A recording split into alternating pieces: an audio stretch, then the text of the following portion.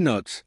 Dans le Paris de 1849, Amélie, une jeune esclave de 17 ans aux yeux perçants et à l'esprit fulgurant, vit dans l'ombre d'une riche demeure bourgeoise. Chaque soir, elle écoute cachée derrière les portes les discussions intellectuelles du salon littéraire de sa maîtresse, absorbant les idées des philosophes des Lumières, les arguments de Voltaire, les théories de Rousseau.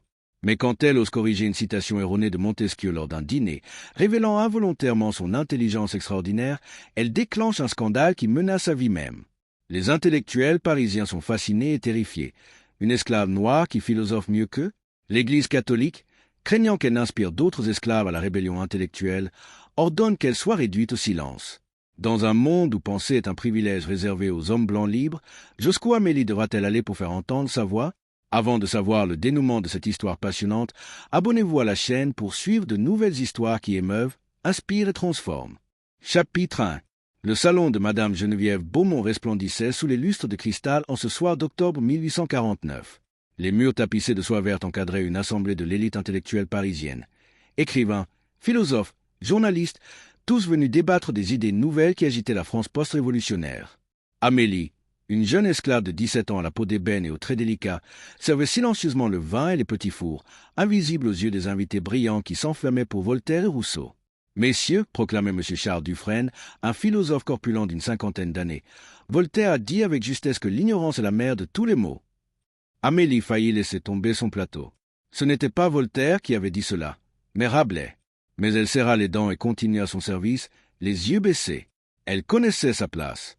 Née esclave dans une plantation de Guadeloupe et amenée en France à l'âge de 12 ans pour servir Madame Beaumont, elle avait passé 5 années à écouter, observer, mémoriser chaque discussion, chaque livre mentionné, chaque argument philosophique débattu dans ce salon prestigieux. La nuit, dans son réduit près des cuisines, elle lisait en secret les livres qu'elle empruntait furtivement de la bibliothèque de Madame Beaumont.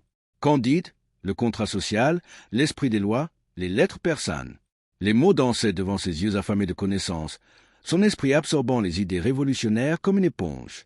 Elle avait appris seule à lire en observant les enfants Beaumont pendant leurs leçons, mémorisant les lettres, déchiffrant patiemment les mots jusqu'à ce que le langage écrit s'ouvre comme une porte magique vers un monde interdit. « Non, non, Dufresne !» s'exclama M. Laurent Morel, un jeune journaliste aux cheveux noirs bouclés.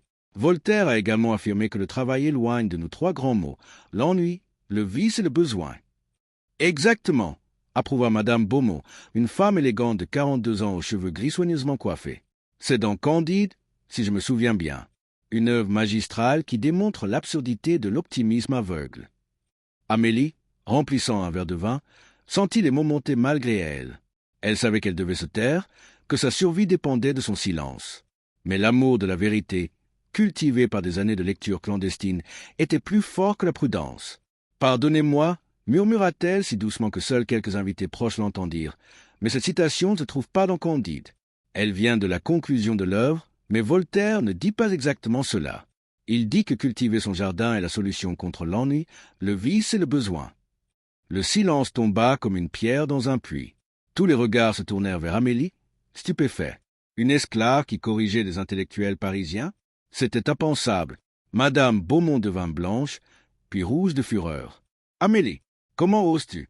Retourne immédiatement aux cuisines. » Mais M. Morel, le jeune journaliste, leva la main. « Attendez, Madame Beaumont, cette jeune fille a raison. Je viens justement de relire Candide la semaine dernière. Elle cite correctement le texte. » Il se tourna vers Amélie, fasciné. « Comment connais-tu Voltaire ?» Amélie tremblait, réalisant l'énormité de son erreur.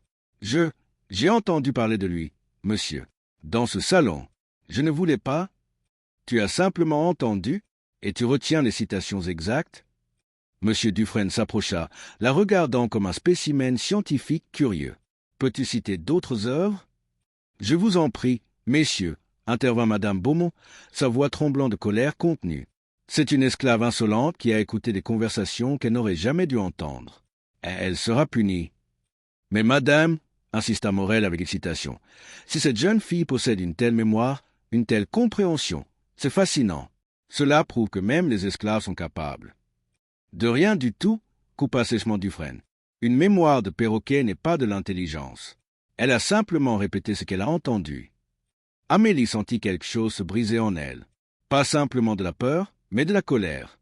Une colère froide et claire contre l'injustice de devoir cacher son esprit, son amour des idées, sa capacité à penser. Monsieur Dufresne, dit-elle d'une voix qui ne tremblait plus, Voltaire a aussi écrit dans son traité sur la tolérance que le préjugé est l'opinion sans jugement. Peut-être devriez-vous lire ce texte avant de juger ce dont je suis capable. Cette fois, le silence était électrique. Amélie venait non seulement de citer Voltaire avec autorité, mais de l'utiliser pour critiquer subtilement un philosophe parisien reconnu. C'était de l'audace pure. C'était de la rébellion intellectuelle. Et c'était absolument dangereux. Chapitre 2. L'orage éclata immédiatement après le départ des invités scandalisés. Madame Beaumont saisit Amélie par le bras et la traîna dans son bureau privé, où son mari, M. Édouard Beaumont, l'attendait déjà, informé du scandale. C'était un homme austère de 50 ans, aux favoris gris et aux yeux froids qui ne montrait jamais aucune émotion. « Tu as osé humilier ma femme devant l'élite intellectuelle de Paris. » Sa voix était dangereusement calme. « Tu as parlé sans permission. Tu as cité des philosophes. Tu as fait preuve d'une arrogance intolérable pour une esclave. »« Monsieur, je ne voulais pas. » Silence. Le mot claqua comme un fouet. « Comment as-tu appris à lire? À mémoriser ces textes ?» Amélie baissa les yeux, sachant que la vérité la condamnerait, mais qu'un mensonge serait pire. « J'ai appris seul, monsieur, en observant les leçons des enfants, en lisant la nuit dans votre bibliothèque. Je ne pouvais pas m'en empêcher. Les livres, ils m'appelaient. » Madame Beaumont laissa échapper un cri étouffé. Elle volait nos livres, nos précieux livres. « Édouard, elle doit être punie sévèrement. »« Non, » dit une voix depuis la porte. C'était M. Laurent Morel, le jeune journaliste, qui était revenu. « Pardonnez mon intrusion, mais je devais vous parler. Madame, Monsieur Beaumont, ce que votre esclave a démontré ce soir est extraordinaire. Elle ne devrait pas être punie, mais étudiée, éduquée. »« Vous perdez la raison, Morel, » s'exclama Beaumont. « Une esclave éduquée est une esclave dangereuse. Elle commence à penser qu'elles sont nos égales. »« Mais ne sommes-nous pas en France ?» argumenta Morel passionnément. « Le pays des Lumières, de la Révolution, de la liberté.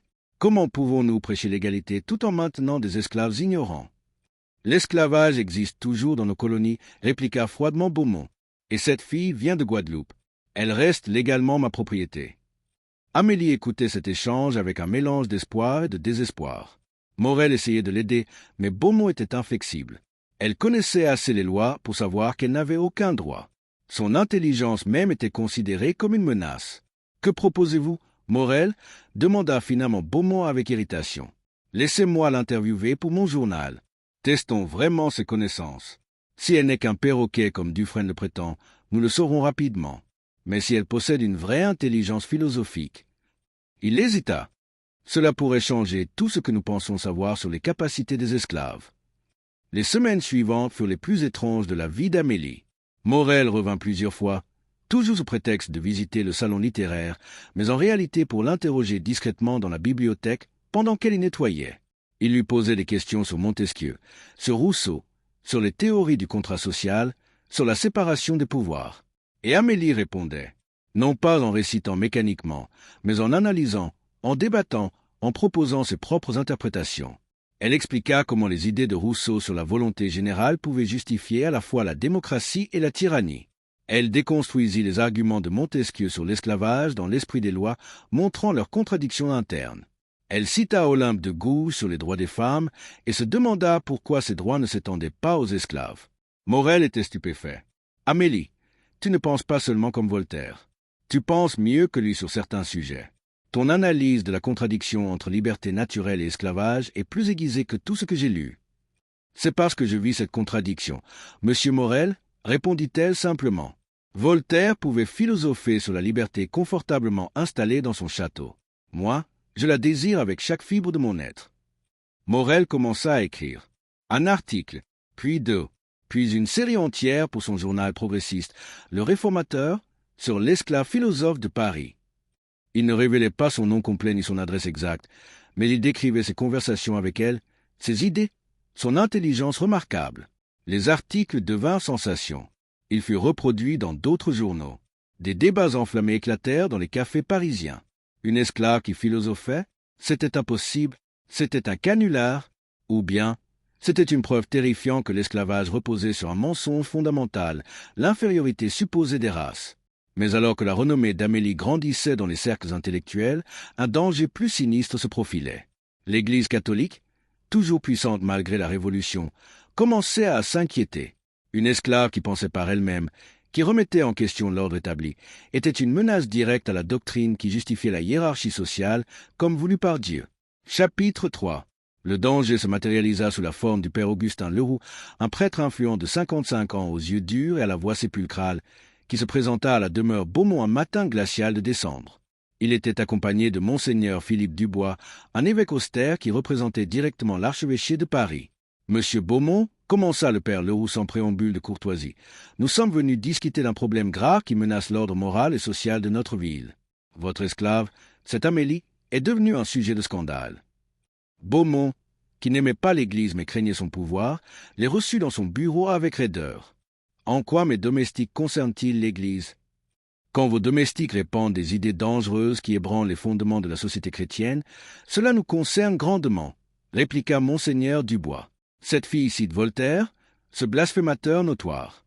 Elle parle de Rousseau, cet hérétique. Elle remet en question l'ordre naturel établi par Dieu lui-même. Elle ne fait que répondre aux questions qu'on lui pose. Précisément le problème, s'exclama le père Leroux. Une esclave ne devrait pas pouvoir répondre à de telles questions. L'esclavage est justifié par la Bible elle-même. Saint Paul ordonne aux esclaves d'obéir à leur maître. En permettant à cette fille d'étudier, de penser, de parler, vous créez un exemple dangereux. D'autres esclaves pourraient être tentés de l'imiter. Amélie, qui nettoyait justement le couloir adjacent, entendait chaque mot. Son cœur battait violemment. L'Église, la force la plus puissante de France après le gouvernement. Si l'Église la ciblait, elle était condamnée. Que proposez-vous? Demanda Beaumont prudemment. Vendez-la, dit simplement Monseigneur Dubois. Vendez-la à une plantation lointaine dans les colonies, quelque part où elle ne pourra plus parler, plus influencer personne. Ou mieux encore, offrez-la à l'Église. Nous avons des moyens de discipliner les esprits rebelles. La peur glaciale envahit Amélie. Être vendu à l'Église signifiait probablement être enfermé dans un couvent punitif, peut-être même être déclaré possédé par le démon. Son intelligence serait présentée comme une manifestation satanique. On la briserait jusqu'à ce qu'elle ne soit plus qu'une coquille vide et obéissante. Je vais y réfléchir, dit Beaumont, ce qui n'était pas un refus. Cette nuit-là, Amélie ne put dormir. Elle savait que son temps était compté. Morel avait déclenché quelque chose qu'il ne pouvait pas contrôler. Sa célébrité intellectuelle, loin de la protéger, l'avait mise en danger mortel. Le lendemain matin, Morel arriva, agité. « Amélie, j'ai de mauvaises nouvelles. L'Église mobilise contre toi. Il prépare un sermon public dénonçant l'esclave qui blasphème contre l'ordre divin. Le père Leroux est un inquisiteur dans l'âme. Si Beaumont te livre à lui. Je sais, monsieur Morel, j'ai entendu leur conversation hier. Il y a peut-être une solution. Désespérée, mais possible. » Morel baissa la voix. Un débat public. Si tu pouvais défendre tes idées devant une assemblée, prouver que ton intelligence n'est pas diabolique mais simplement humaine, cela pourrait changer l'opinion publique. L'Église aurait plus de mal à te condamner si le peuple te soutient. Mais comment organiser un tel débat? Beaumont ne me laissera jamais parler publiquement. Laisse-moi m'en occuper. J'ai des contacts, des intellectuels progressistes qui aimeraient voir l'Église humiliée. Ils pourraient organiser un événement, non officiel, clandestin même. C'était une idée folle et dangereuse. Mais Amélie n'avait plus rien à perdre. D'accord, monsieur Morel, je le ferai. 2 semaines plus tard, dans l'arrière-salle enfumée d'un café républicain du quartier latin, une centaine de personnes se rassemblèrent secrètement. Des étudiants, des journalistes, des philosophes, quelques ouvriers curieux. Et au centre, debout sur une petite estrade improvisée, Amélie. Elle portait toujours sa robe de domestique simple, mais sa posture était droite, son regard clair et déterminé. Face à elle, assis avec un sourire méprisant, le père Leroux. Il avait accepté le débat, confiant qu'il écraserait facilement cette esclave prétentieuse et renforcerait ainsi l'autorité de l'Église. « Messieurs, mesdames, commença le modérateur, un professeur de philosophie de la Sorbonne, ce soir, nous assistons à un débat inédit. D'un côté, le père Augustin Leroux, théologien reconnu. De l'autre, Amélie, une jeune femme dont l'esprit a captivé Paris. Le sujet, l'intelligence est-elle un privilège ou un droit universel? Le débat commença, et dès les premières minutes, il devint clair que le père Leroux avait gravement sous-estimé son adversaire. Amélie ne se contentait pas de citer des philosophes. Elle construisait des arguments originaux, déconstruisait les positions de son opposant avec une logique implacable, maniait l'ironie voltairienne avec une maîtrise qui laissait l'audience bouche bée. Vous dites, mon père, que Dieu a créé une hiérarchie naturelle, dit Amélie à un moment crucial, que certains naissent pour commander et d'autres pour obéir. Mais si c'est vrai, pourquoi l'Église a-t-elle besoin de prêcher constamment l'obéissance? Si c'était vraiment naturel, ne serait-ce pas automatique? La foule applaudit. Le père Leroux rougit, cherchant une réponse. Chapitre 4. Le débat dura 3 heures intenses. Le père Leroux, habitué à être obéi sans question, se trouvait pour la première fois de sa vie confronté à une opposition intellectuelle qui ne pouvait pas simplement faire taire par l'autorité. Amélie, puisant dans des années de lecture clandestine et de réflexion solitaire, déployait argument après argument avec une précision chirurgicale. « Mon père, dit-elle à un moment particulièrement tendu, vous citez saint Paul pour justifier l'esclavage. Mais saint Paul vivait dans l'Empire romain où l'esclavage était une réalité économique temporaire. Les esclaves pouvaient acheter leur liberté. Leurs enfants naissaient libres. Ce n'était pas l'esclavage racial héréditaire que nous connaissons aujourd'hui. N'est-il pas malhonnête d'appliquer ces mots à une situation radicalement différente? La foule murmura son approbation. Le père Leroux tenta une autre approche. Vous parlez comme si vous étiez l'égal des hommes libres. Mais regardez-vous, vous êtes une esclave, une femme et de surcroît une négresse. Triple infériorité selon l'ordre naturel. Amélie sourit doucement, un sourire qui ne montrait aucune peur mais une détermination de faire. Je vous remercie, mon père, d'avoir énuméré toutes les raisons pour lesquelles vous me craignez. Car si je suis si naturellement inférieur, pourquoi avez-vous besoin de lois, de châtiments, d'interdictions pour me maintenir à ma place? Si vous étiez vraiment supérieur, votre supériorité parlerait d'elle-même. Elle n'aurait pas besoin de chaînes pour s'affirmer. L'audience éclata en applaudissements. Même certains qui étaient venus sceptiques ne pouvaient nier l'évidence. Cette jeune femme pensait avec une clarté et une profondeur qui rivalisaient avec les plus grands esprits de Paris. Le débat se termina par une ovation debout pour Amélie. Le père Leroux quitta la salle humilié et furieux. Mais sa défaite publique ne fit qu'intensifier la détermination de l'Église à la faire taire. Les jours suivants furent chaotiques. L'histoire du débat se répandit rapidement. Les journaux progressistes écrivirent des articles élogieux. L'esclave qui fait trembler l'Église titrait le réformateur. Mais les journaux conservateurs et catholiques répliquèrent avec violence. Une hérétique dangereuse. Une sorcière qui séduit les esprits faibles. Le démon parle par sa bouche. La pression sur M. Beaumont devint insupportable. L'archevêque menaça de l'excommunier s'il ne se débarrassait pas d'Amélie. Des clients refusèrent de faire affaire avec lui. Sa femme le suppliait de vendre cet esclave qui causait tant de problèmes. Finalement, Beaumont prit sa décision. « Amélie, dit-il un matin, sa voix lasse, je te vends. Un marchand part demain pour la Martinique. Tu seras sur son navire. » Amélie sentit le monde s'effondrer. La Martinique, une plantation de sucre. Cela signifiait la fin de tout. La fin de la lecture, de la pensée, de la vie intellectuelle qu'elle avait construite en secret.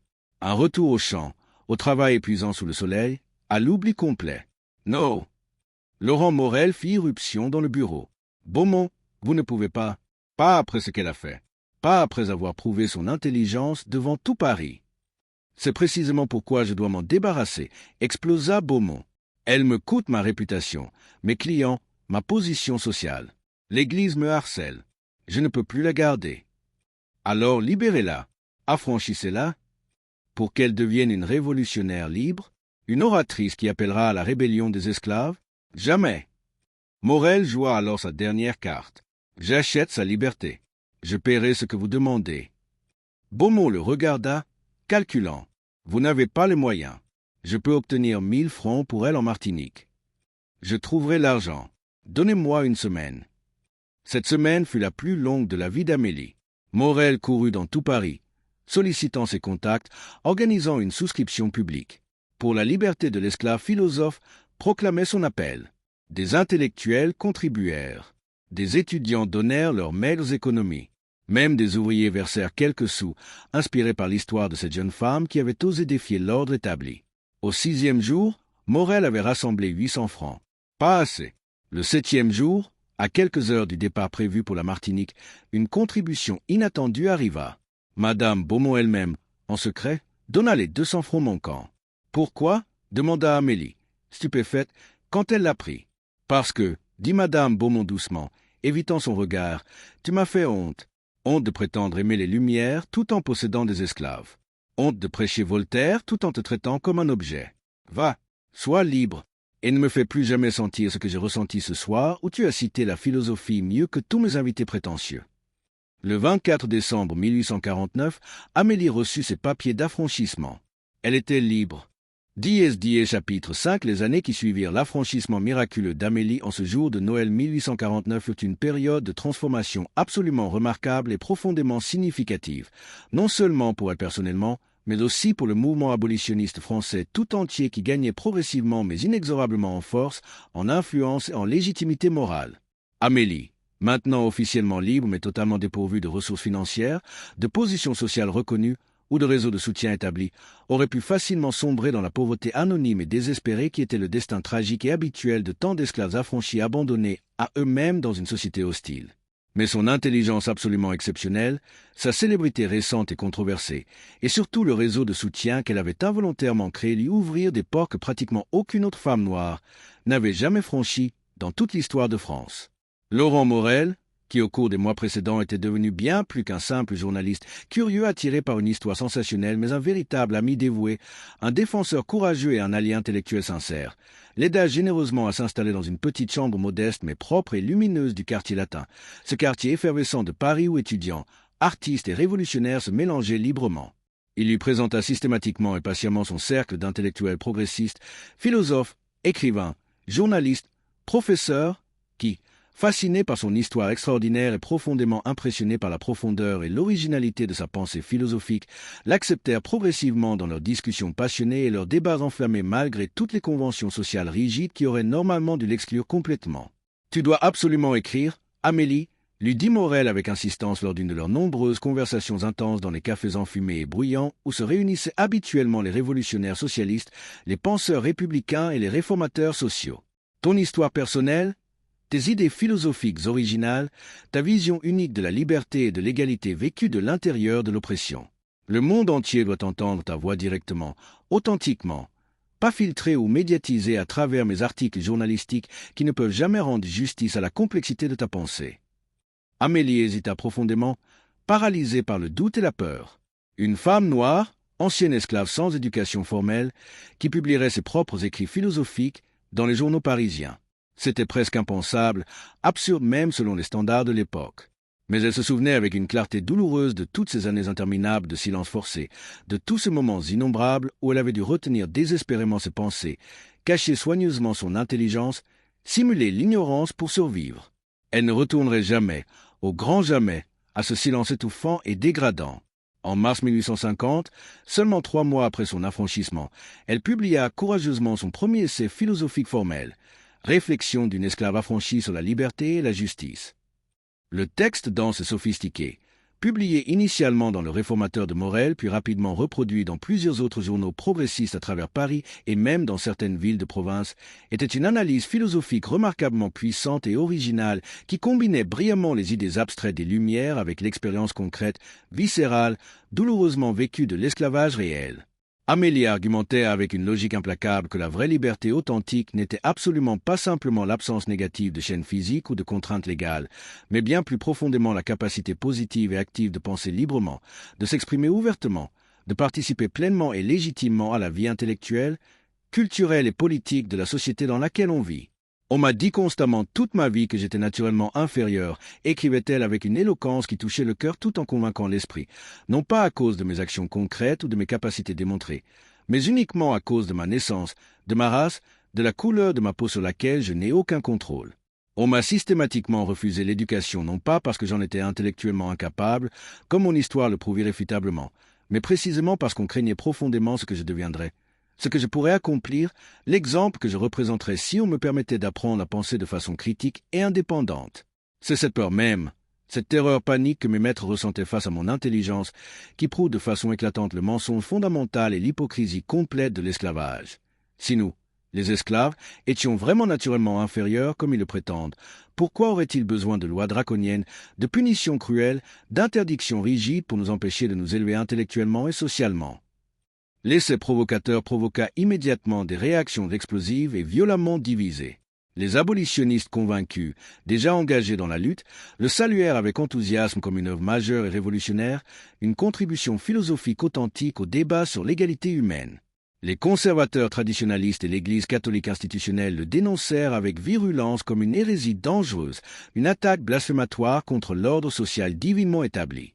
Le père Augustin Leroux, toujours profondément amer et humilié de sa défaite intellectuelle publique face à Amélie lors du débat mémorable, prêcha un sermon particulièrement virulent et haineux contre la négresse philosophe arrogante qui corrompt insidieusement les âmes innocentes et faibles avec ses idées impies et révolutionnaires inspirées par Satan lui-même.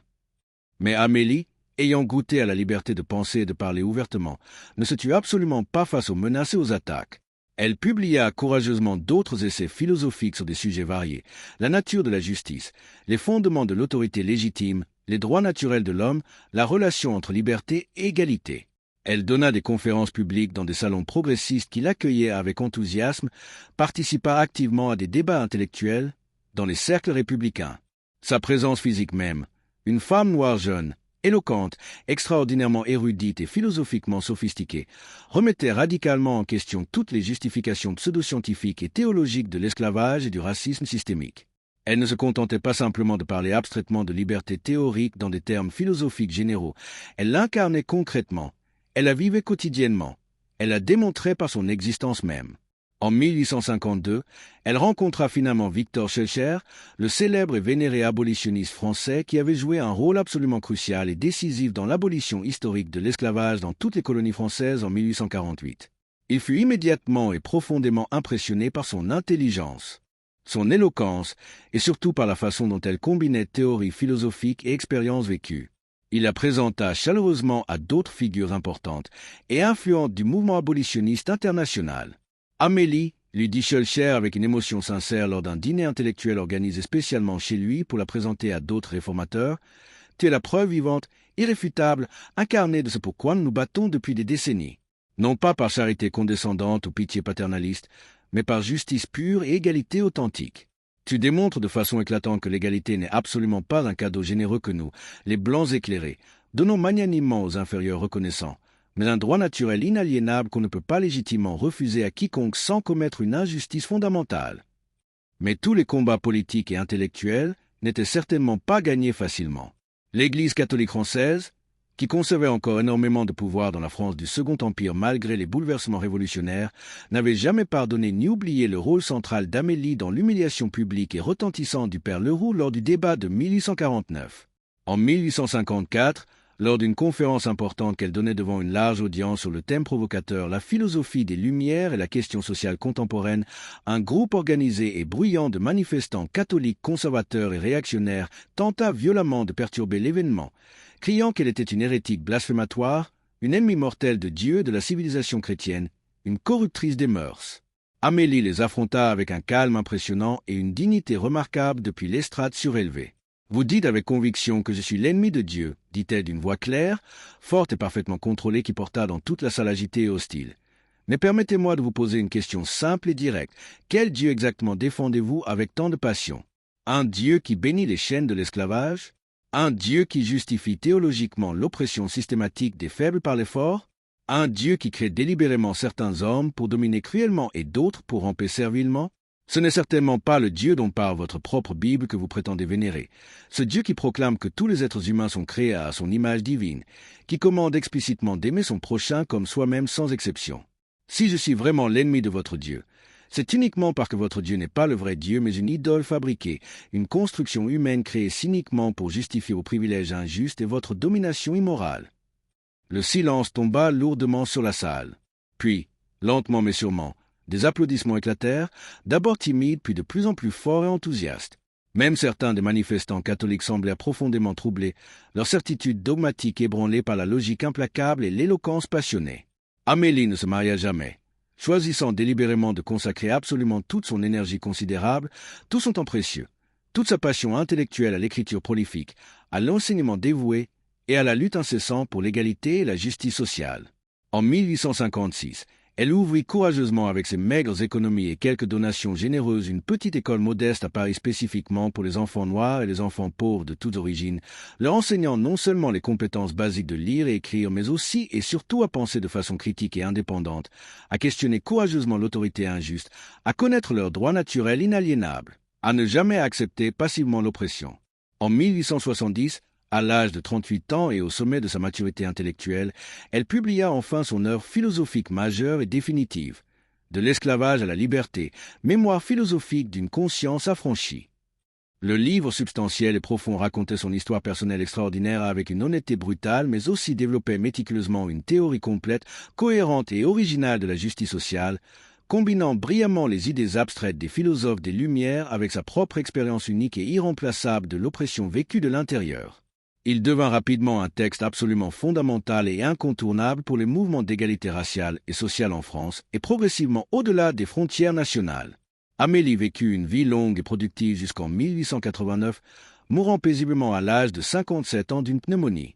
À son enterrement émouvant, des centaines de personnes de tous horizons se rassemblèrent spontanément, anciens esclaves qu'elle avait aidés, intellectuels qu'elle avait inspirés, étudiants qu'elle avait enseignés. Laurent Morel, maintenant âgé mais toujours fidèle, prononça l'éloge funèbre. Amélie nous a prouvé que l'intelligence n'appartient à aucune race. Elle est partie d'esclave silencieuse et est devenue une voix que toute la France a dû entendre. L'école qu'Amélie avait fondée continua pendant des décennies. Ses livres furent traduits. La fille esclave qui parlait mieux que Voltaire était devenue une voix immortelle. Et ainsi se termine une autre histoire d'époque passée. Abonnez-vous à la chaîne et suivez de nouvelles histoires qui émeuvent, inspirent et transforment.